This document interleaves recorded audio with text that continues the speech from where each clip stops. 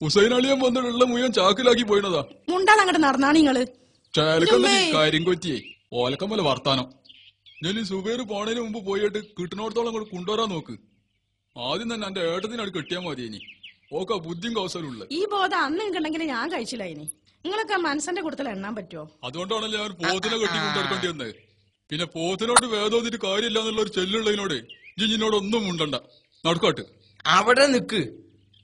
രണ്ടാളും ഒരു തീരുമാനം ഉണ്ടായിട്ട് ചവിത്തക്ക് കേറിയാ മതി. ജിന്റെ മകനല്ലേ? എനിക്കറിയില്ല.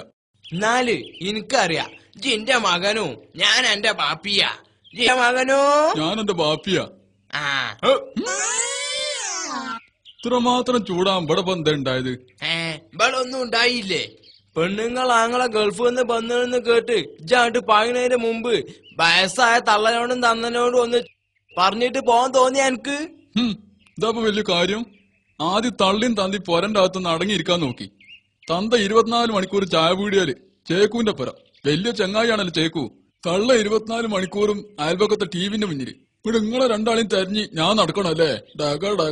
വയസ്സായ ബാപ്പാനും ഇമ്മാനെയും ഒന്ന് അനുസരിച്ചുകൂടെ എനിക്ക്? വയസ്സായും പറയല്ലാതെ അതിന്റെ ലക്ഷണമൊന്നും കാണില്ലല്ലോ. നിങ്ങളെ പ്രായത്തിലുള്ള ആരെങ്കിലും ഈ നാട്ടിൽ ജീവിച്ചിരിക്കുന്നുണ്ടോ? എന്റെ വിധിന്നല്ലാതെ എന്ത് പറയാന്? നിങ്ങളെ കണ്ണൂക്കിന്റെ ഒരു പിടി ചോറ് തിന്നാന് മക്കളായ ഞങ്ങൾക്കുണ്ടാവും ആഗ്രഹം. അത് നിങ്ങളും മനസ്സിലാക്കണം.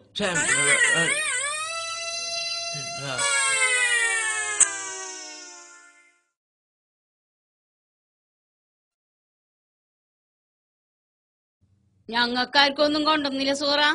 സുബൈർ ഇപ്രാവശ്യം വെറുങ്കയായിട്ട് അമ്മ വന്നത്. വലിയ പെട്ടിയൊക്കെ കൊണ്ടുവന്നിട്ടുണ്ടെന്ന് പറഞ്ഞു കേട്ടല്ലോ. എന്റെ ഉമ്മ ആ പെട്ടി നിറയെ